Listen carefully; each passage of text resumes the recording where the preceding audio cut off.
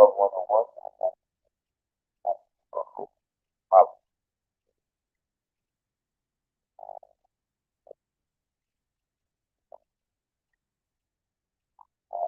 half an hour, hour open conversation for purpose for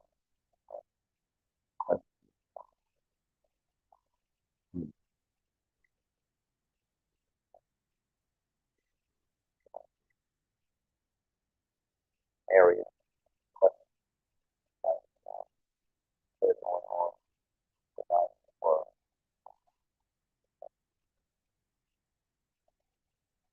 sure.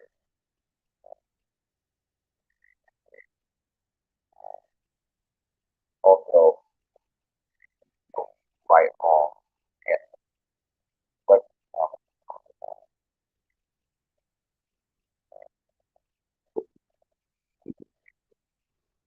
have a goal. Um, Meaning goal. So,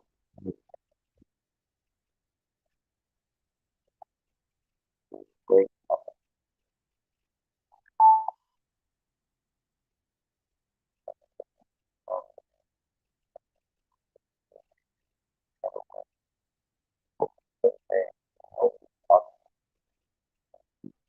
Very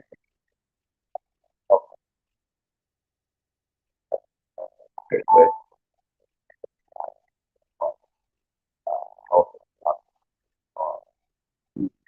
person and bringing them back, back,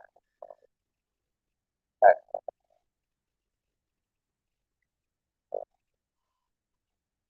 health,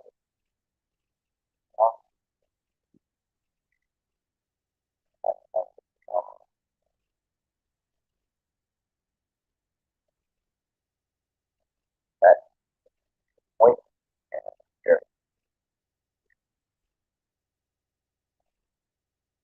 Have whatever you guys have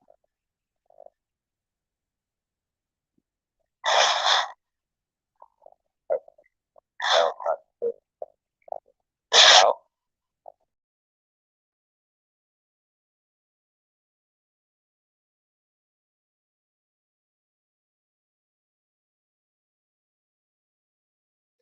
All right. So, how's the sound frequency on that? Is that better? Y'all gotta let me know and whatnot because if it's not, we can just end the show now. Call it a day. On the comments, we got Callie Ma says greetings and greetings, Callie Ma. And HT Lovejoy says greetings. Feel good talk, play positive vibrations. And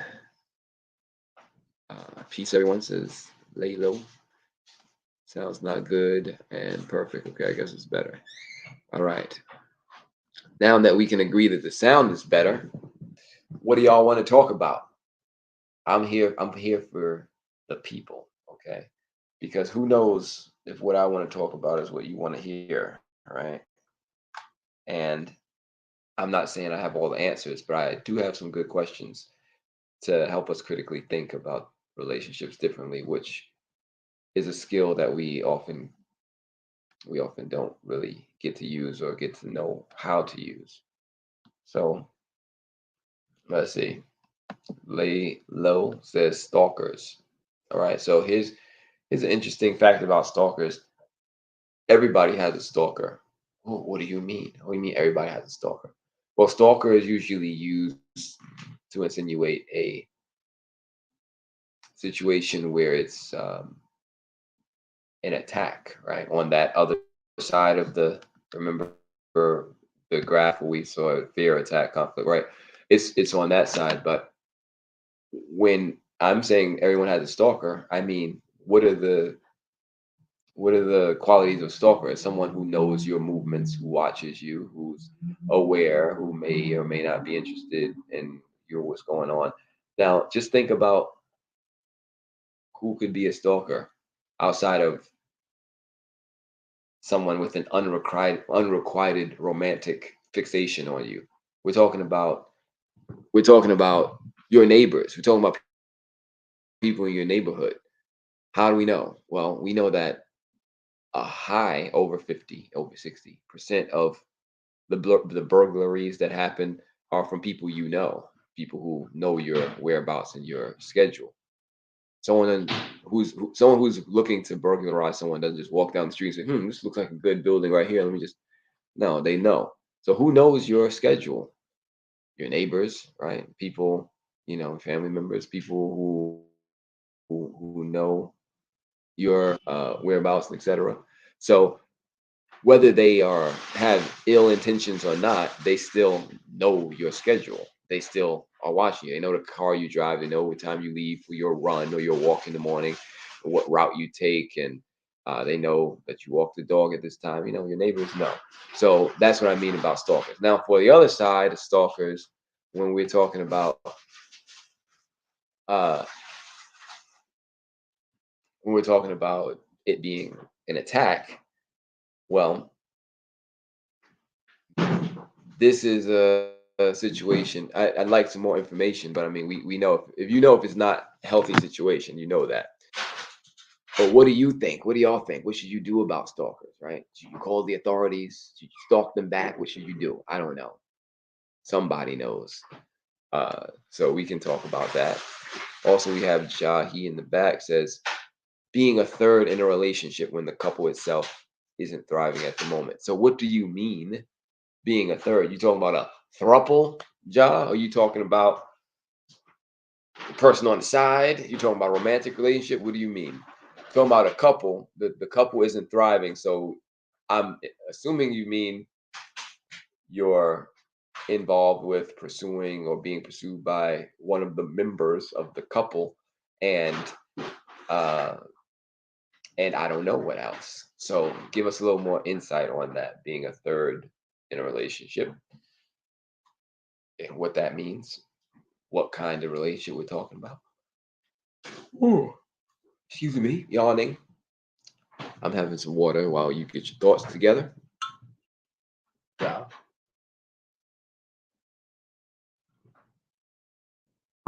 All right. So yeah, give some more insight on that. What you mean with that, Jahi.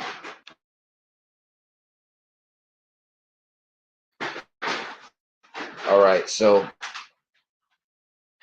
there are such things called a uh, thruple, right? Where you have relationships where they are so-called open or polyamorous, where there are three people all dating or seeing each other at the same time, where it could be two people interested in the same person, or all three people interested in each other, or whatever the case. That's why I just want to be clear about what you mean.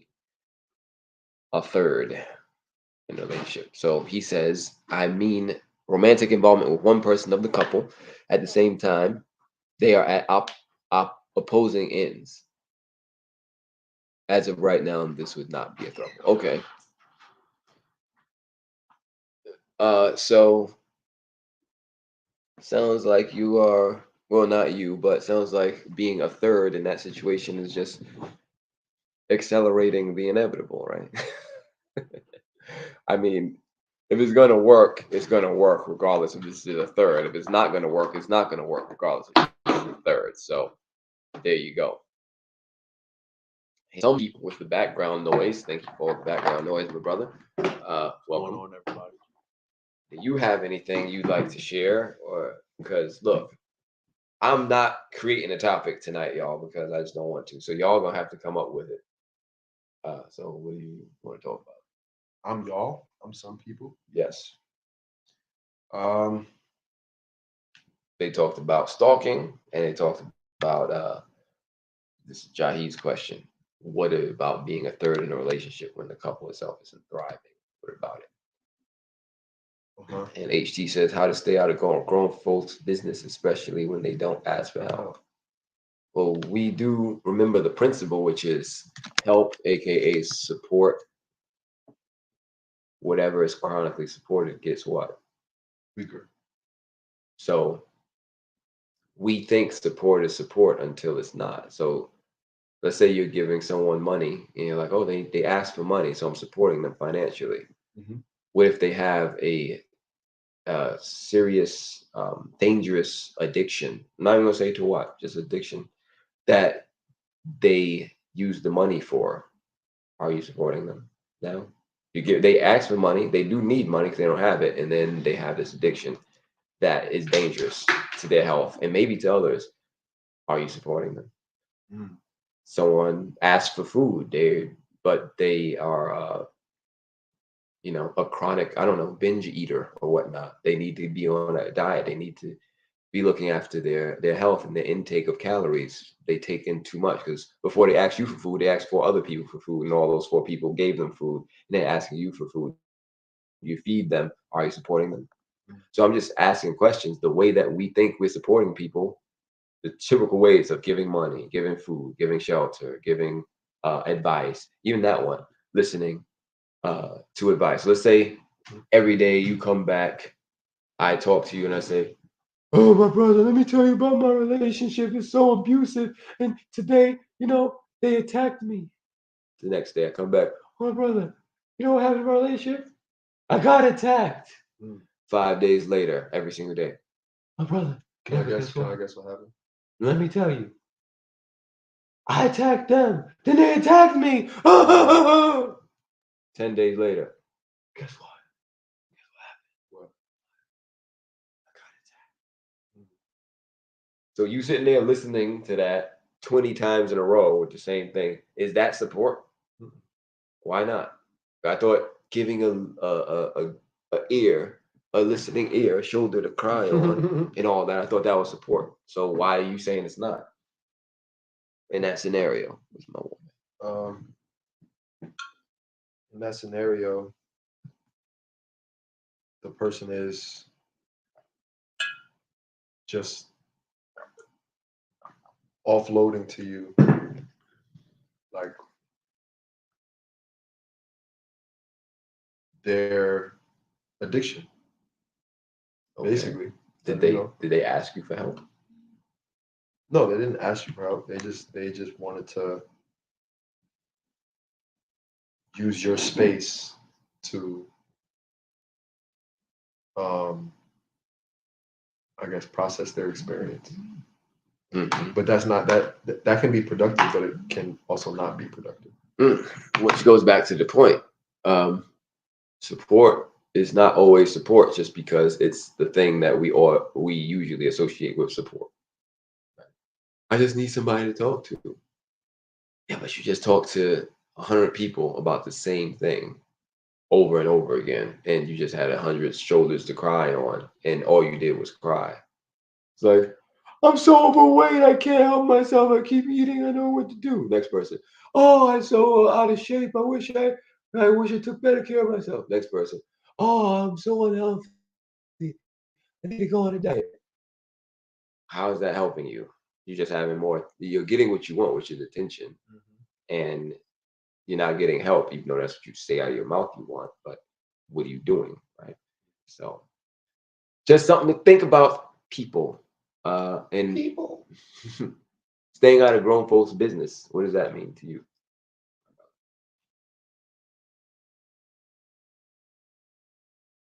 That's a good one.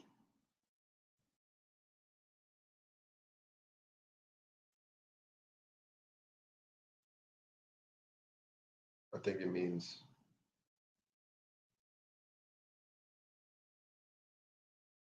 putting yourself first in a productive way, not concerning yourself with other people's lives or habits or routines, because that could be a form of stalking, I guess, right?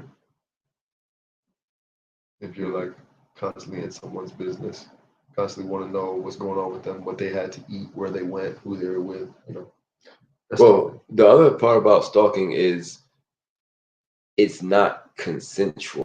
It's Right. not, the person is not, you're not saying, so hey, where you been? Where you coming from? And you're like, oh, I've been to the Trader Joe's. I was over here hanging out with this person. I had this to eat. That's just a conversation. But if I'm like, hey, where you been? Where you going? Who you with? And you're like, I don't want to talk about it. That's you get to choose. But if I'm like, where's he going? And then you leave and I follow you. I'm like, well, what's the train stop you get off? I'm getting off at that stop. Now I watch you go into Trader Joe's. I'm creeping on the aisle and watching you shop. And I'm doing that stalking, right? So That's strange. yeah, that's very normal actually. A lot of people do these things. There's I don't remember the exact statistic, but many people, particularly in romantic relationships and particularly women, will be stalked in their lifetimes. I mean, that's not healthy. Want to be stalked. Yes, and also you don't want to be a stalker either, because stalkers don't necessarily call themselves stalkers. They're like, I was just concerned about you, babe. I just wanted to know that you were okay. You weren't returning my calls, so I just came by the house every single day and waited for you to come outside so we can make sure that you were okay. You know, make sure nobody was going in there But and babe, bothering you because I was babe, watching. that doesn't make me feel safe though. But I care about you, so therefore I was watching over you. Even though you didn't ask me, and even though you didn't know about it, and even though you blocked my number, and even though you got a restraining order, I was 50 feet away. Even though you blocked me, and even though, oh, never Yeah. says. Babe. Chill. For real. Don't do that, people. That's not nice. So Izzy says, hello, Feel Good Talk family. And she says it again, hi everyone, thank you for tuning in. She also says, Auntie Deb, thanks for tuning in. And stalkers never win. Yes.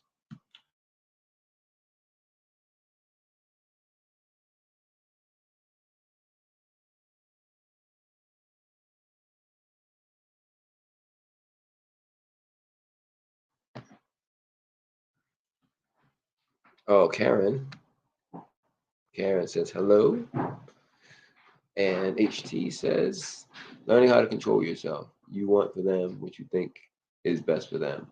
A friend had an incident where she helped a family member. And they angry at her for telling other people her business. She helped a family member, and the family member got angry at her for telling other people that she helped them. Yeah. Oh, there's a certain thing called discretion, and there's also some people call it oversharing. There's a simple principle, and it goes like this: don't answer questions that were never asked. Right? That's like volunteering information. Don't do that. And also don't volunteer your help, even your advice, because sometimes we give advice. Why? Because we think it's going to be helpful. Don't offer advice that no one solicited. Right? They have people for that. They have professionals. They have therapists. They have all these types of people who do these things and get paid. You're not getting paid for that. AHD says, "Oh yeah, the family member did not ask for her help." Oh yeah, so I know a book that says if you help someone in your own way, you're not really helping them because you can't help yourself. Why are you helping them in your own way? How do you know that's the way that they need help? That's the problem. We think we can help people in our own ways. So yeah, I understand where you're coming from, HT. So yes. Any other questions, comments, insights? What time is it? It is 7:45. Okay. We got 15 more minutes. People. Anything else you want to bring up?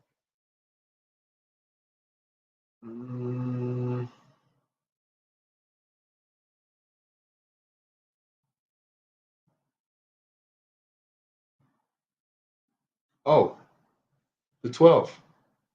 Come, everybody, everybody, everybody that can make it, come to the. I believe it's sold out also. So, Sold out. if y'all got a ticket, you got a ticket. I We'll see you believe there. it'll be live streamed as well. So please come through to the celebratory Feel Good Talk Saturday occasion. Back to what HT said about learning how to control yourself. controlling yourself takes discipline, and discipline is quite frankly unnatural. So you have to make a conscious effort to control yourself. Someone sent me something lately that said basically how to keep a relationship or multiple relationships under control, and they were talking about scheduling things with people and letting people know this and that. I guess I yawn whenever I hear BS, but um, yeah. So it's interesting that you can think that you can control any situation outside of yourself, even though we can't even control ourselves most of the time, right? That involving another person, that you can keep something under control. The best we can do is the best we can do, which is try to manage things and try to show up, do our best. But even with that, there's no guarantee. Just because your schedule says 6, my schedule says 6, we're both on the same page, we update each other up till 5:30, that is ever going to work out. And then when you take it personally, when it doesn't work out, that's a problem, because most times it doesn't have nothing to do with you, and it's circumstances outside of our control, starting with other people. So uh, Izzy says, yes, can't wait to see y'all. Can't wait to see you too, Izzy.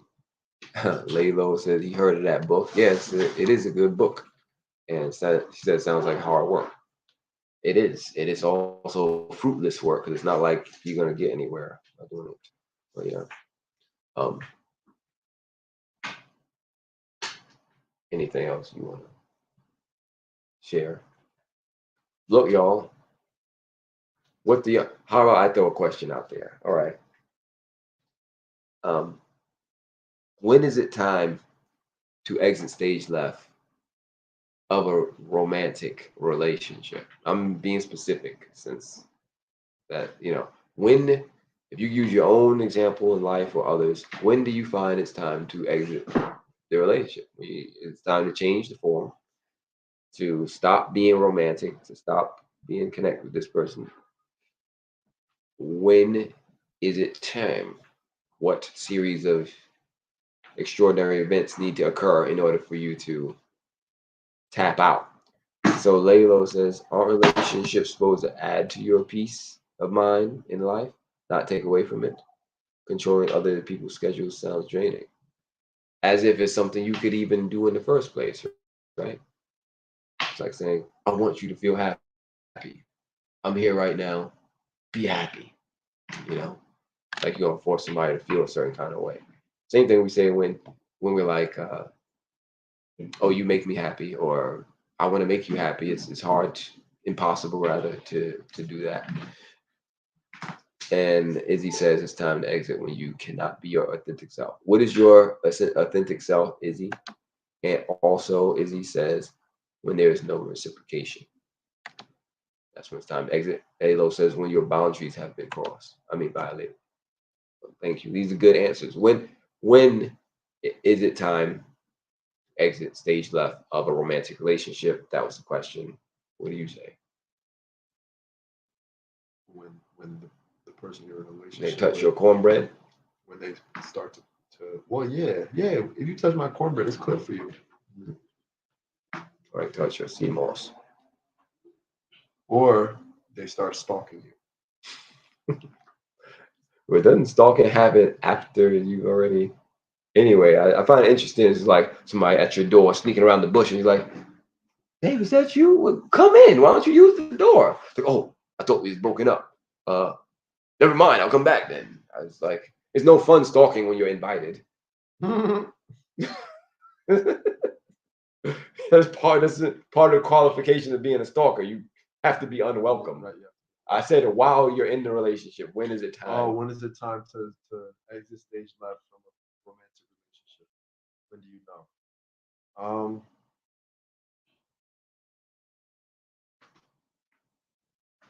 I don't know. Okay. I don't know. I think there's a bunch of signs that you should leave. If it, yeah. Uh, White Morgan says, can you see that? when abuse attacks find a home to thrive in the relationship, That relationship is no longer a home. It's time to exit once abuse attacks even enter. When when the respect is gone.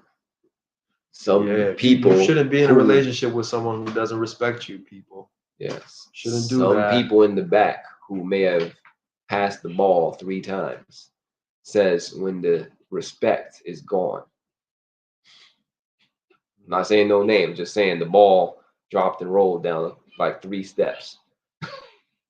And they said that when the respect is gone, it's time to leave. I respect it. Thank you. I agree with that. Mr. Ball. All right. So can you read that again? I didn't catch it. Okay, so White Megan says when abuse / attacks find a home to thrive in their relationship, that relationship is no longer a home. It's the time to exit once abuse and attacks even enter. Okay. Thank you, White. And Izzy defines authentic self as meaning you're tiptoeing through the tulips to not upset them with your natural being. Are you talking about your natural being before you put shea butter on, like when you're ashy? But I can understand if you're ashy, how they would have a problem. She's talking about walking on eggshells with someone. Like you can't feel if their reaction to whatever your actions, if their reactions to your actions or words become volatile, a hindrance to who you are. I think that's what that means. Tiptoeing through the tulips. But I wouldn't want to be in a relationship where I couldn't be my authentic self. Because if I can't be who I am, that means I'm changing myself for the benefit of someone else. That's not love. That's control. That's fear. Control, indeed. He also says any kind of abuse, verbal or physical. Thank you. What do y'all think? Do you often find that physical abuse precedes or follows verbal abuse? Do they go hand in hand? Is there usually one or the other? For example, if you find physical abuse in a relationship, is there usually verbal abuse? Or is it just there's verbal abuse, but there's no physical abuse? Or, I'm just asking questions. So, for example, to demonstrate a physically but non-verbally abusive relationship, it's just one day someone walks in and goes to bed. Don't say nothing. Right? I find that it's more. Or is it like, don't touch my cornbread? Or is it, don't touch my cornbread again? And then, right? So I'm just, actually, don't touch my cornbread is not physically, verbally abusive. More like, you so-and-so and this and that, you ain't worth nothing. We spoke about this. What did we say? It's usually, first of all, abuse always starts as a fault of someone. It's the way that you think about someone. And then usually, thank you, HT. Usually, your thoughts lead to words, and your words lead to actions. Because that's how humans function in or out of relationships most of the time. So you're saying I'm sure there's something that precedes even the verbal abuse? Yeah. The thought, it always starts with the thought. How you're thinking of somebody before or during an experience with them or a connection with them. So how does that affect you if you're not Professor Xavier from the X-Men? Huh? How does that, if I'm thinking abusive stuff in my head about you, and I'm not a telepath, or he could like stop people with his thoughts and make them do stuff. If it's not me controlling you with my thoughts, how does that affect you, and how does it affect our relationship if all I'm doing is thinking abusive stuff about you? Because thoughts create momentum. That's why they lead to words. Words have even more momentum. That's why they lead to actions. So you can't have a neutral thought about someone. Your thought about someone is going to eventually lead to a word or action, and that word or action either could be fearful or loving. So that's why Professor X had the wheelchair, because of the momentum. Okay. Yeah, kinetic energy. All right. I think it was a remote though. He wasn't doing all that. He wasn't built upper body. He had the button. So Karen Dickerson, hey Karen, she says, I think it would be great if people can see the red flags and not ignore them prior to moving in with someone. Oh, moving in, that's a big thing to deal with. No. Which is why these shows are great and needed. Well, thank you for saying that, Karen. Appreciate y'all tuning in because I would have just sat back here and drank my water because I really don't know what to say tonight unless y'all have something to say. I mean, I do know what to say, but I don't need to say it. So HT says usually verbal, you're right. And Laylo said the verbal comes before the physical. And then Karen also says many times emotional and verbal is baby steps to the physical, but can be ignored as someone's upset, having a bad day, right? They're just having a bad day and so and so. And I think I missed something. I think Deborah said time to go when you find out that the person is not being truthful, faithful, etc. Please give more insight on what you mean by faithful. Are they not praying enough? Like, what do you mean? I think I know what you mean. I'm just, I'm the Thoughts one turn to things. to ask the question. You're right about that. And Laylo says, agreed with HT Lovejoy on vacation. What's that? Faithful. Oh, okay. Someone has passed the ball to me and said that it means infidelity. So is that what you mean there, Deborah? Thank you. And I don't like English. Why not? Because it can be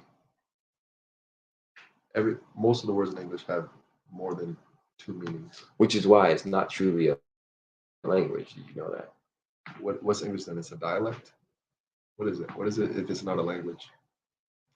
It's a word. It's a family of words. It's a collection of words. So you have to understand what a language is, and this is in Communication is Not a Game, which were written by some people. There on the bottom of the screen, you can find it there.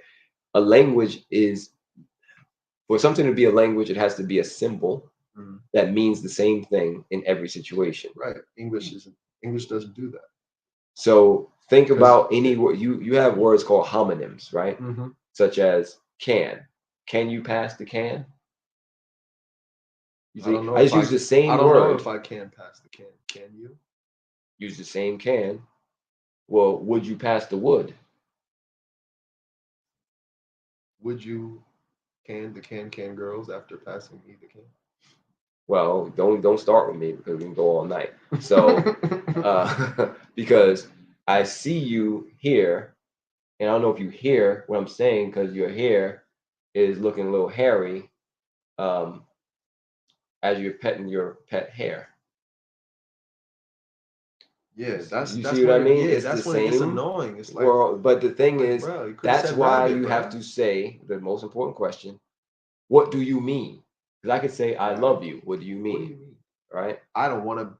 The relationship should end if that person's not faithful. What do you mean? It's an important question, so don't take offense, especially when I ask because looking for clarity. And English is not a language. So what is a language? Music is a language. A C on a treble clef is a C in Japan, in Botswana, in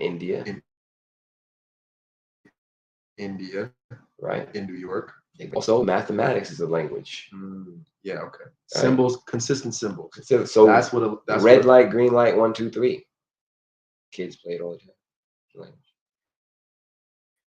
Or the traffic symbols. They are language.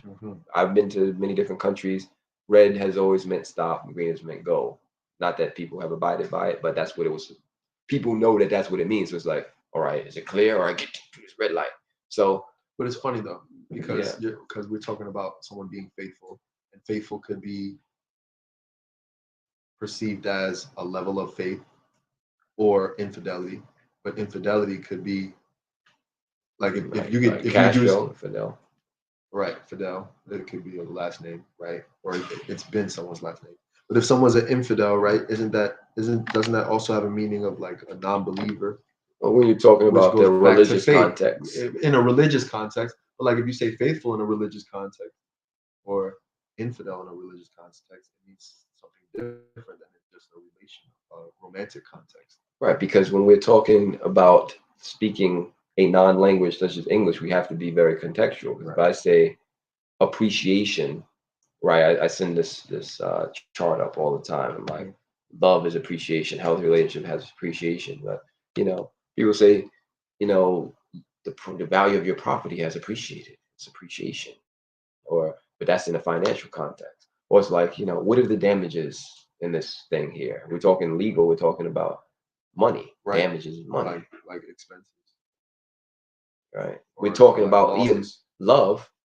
What's love in tennis? It's a score. What's the score? It's a tie.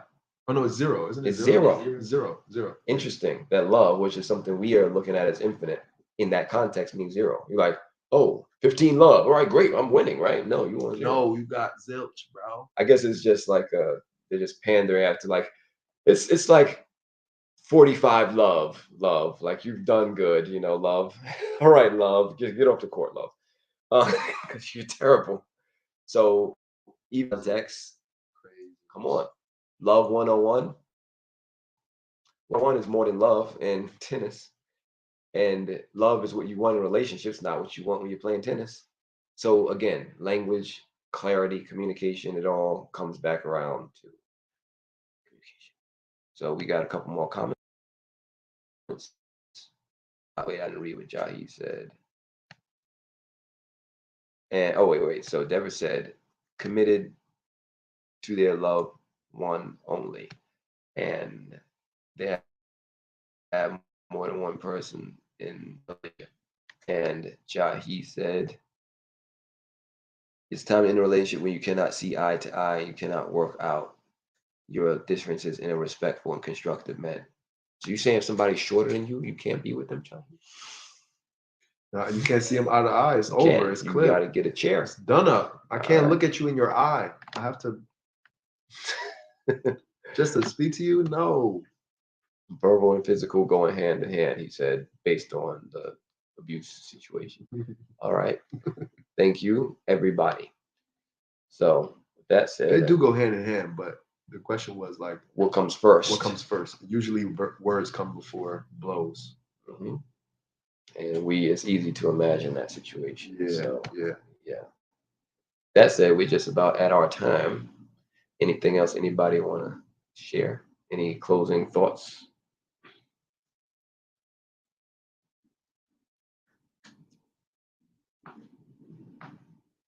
Nobody want to pick up the ball here? All right. So I'll just say thank y'all for joining. And Saturday. Don't forget Saturday. We'll be out there.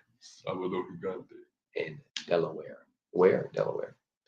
So until next time, everybody, have a blessed evening and a great rest of your week.